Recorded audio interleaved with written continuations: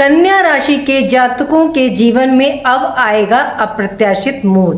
कुछ आपकी लाइफ में ना क्रांतिकारी एक्शन होंगे, लेकिन कुछ बातों का देखिए आपको ध्यान भी रख करके चलना चाहिए। यदि किसी को आप ये कह दें कि तेरा बड़ा अच्छा समय स्टार्ट हो गया, तो फिर वो इंसान ना बेफिक्र हो जाता है। आपकी राशि में देखिए अर्धचंद्र बन रहा है, आपके आधे भाव पूरे ग्रहों से भरे हुए हैं। ये बहुत ही अच्छा माना जाता है।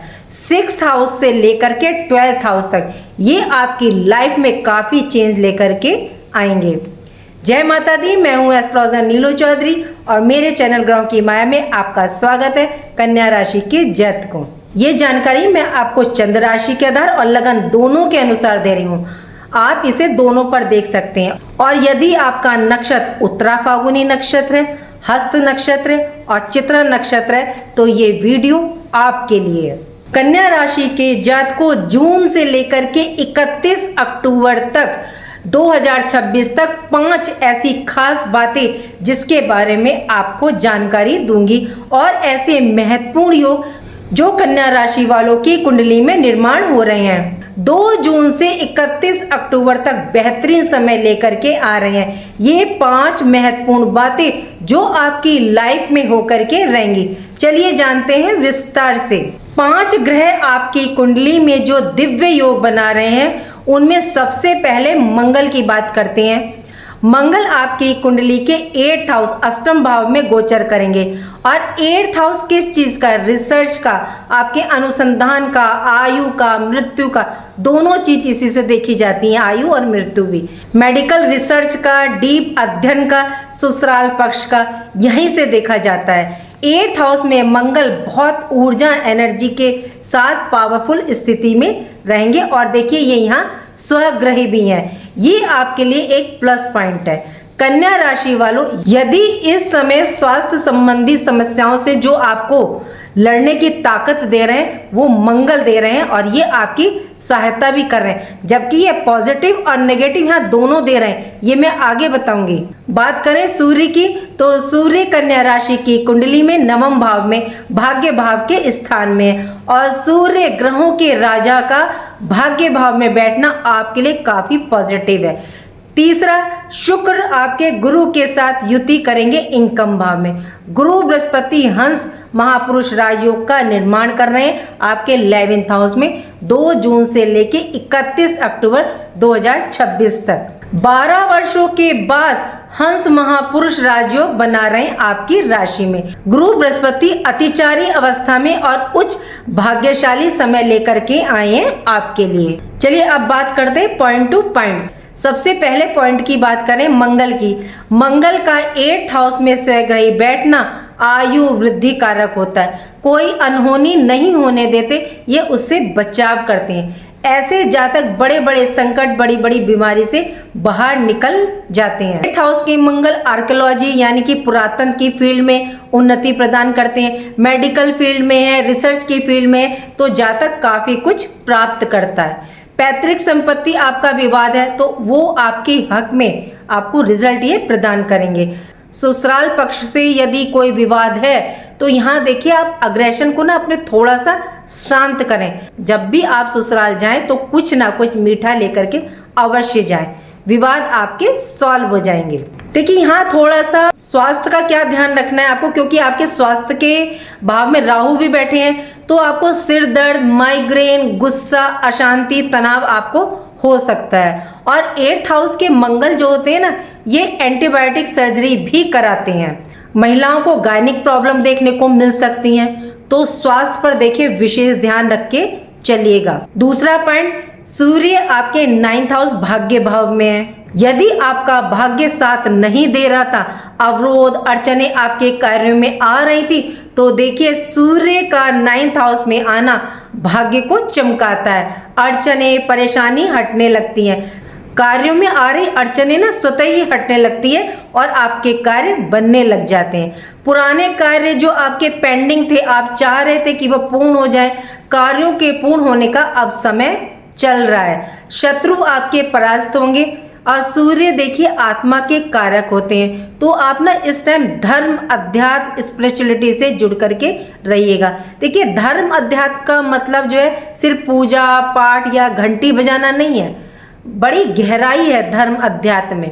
और देखिए सूर्यदेव जैसे ही मिड जून के बाद आपके 10th हाउस में प्रवेश करेंगे, ये भी आपके लिए बहुत ही उत्तम स्थिति रहेगी। बुध आपके 10th हाउस कैरियर भाव में, और ये भाव कर्म का, आपके गवर्नमेंट जॉब का, आपके प्राइवेट जॉब का, राजनीति का, मान सम्मान यश कीर्ति का, जिनके प्रमोशन रुके हुए थे उनके योग बनेंगे।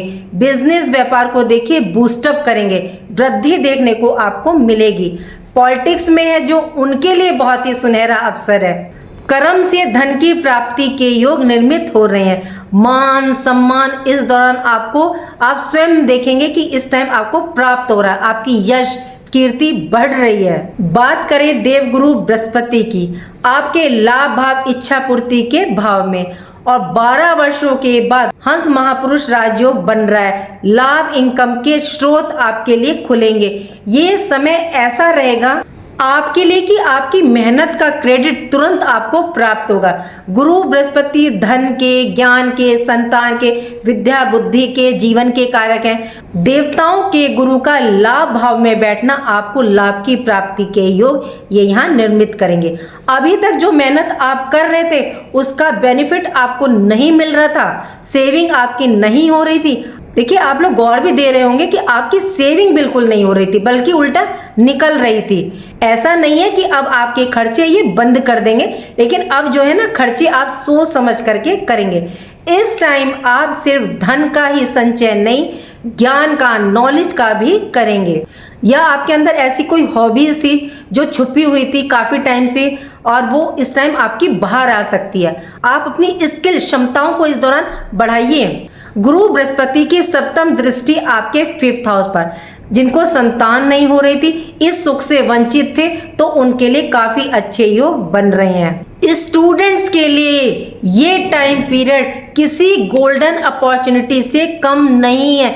जो डिसीजन लेना है, जो आप करना चाह रहे हैं, कर लीजिए। संतान के फ्यूचर के लिए आप चिंतित थे, उनकी जॉब, विवाह, एजुकेशन के लिए उससे संबंधित शुभ रिजल्ट आपको प्राप्त होंगे। विवाह के योग बनेंगे जिनके विवाहों में अड़चन आ रही थी। देखिए शुक्र के साथ इनकी युति है 11th हाउस में। शुक्र आपके धनेश और भाग्येश हैं। 11th हाउस में ये लक्ष्मी नारायण योग बना रहे हैं शुक्रदेव। कई युगों के बाद आपको ऐसा अवसर प्राप्त हुआ है। बिजनेस व्यापार की दृष्टि से बहुत उत्तम है। अगर आप एंजल फंडिंग का इंतजार कर रहे थे, एक्सप्लोर कर रहे थे, तो वह अपॉर्चुनिटीज अब आपको मिल सकती है। गुरु बृहस्पति का आगमन आपकी राशि के लिए अमृत से कम नहीं है। डूबते को जैसे तिनके का सहारा मिल जाता है ना, बिल्कुल वैसे यही बात है कि उच्च गुरु की शनि पर दृष्टि है, और ये स्वग्रही दृष्टि है, अमृत तत्व दृष्टि है। शनि यदि बुरा करना भी चाहें तो देखिए ये कर नहीं सकते। लेकिन देखिए अब जो मैं आपको बात बता रही हूँ, ये मैं आपको कोई डराना नहीं चाह रही हूँ, आपको बता रही हूँ कि इससे आप कैसे फायदा उठा सकते हैं।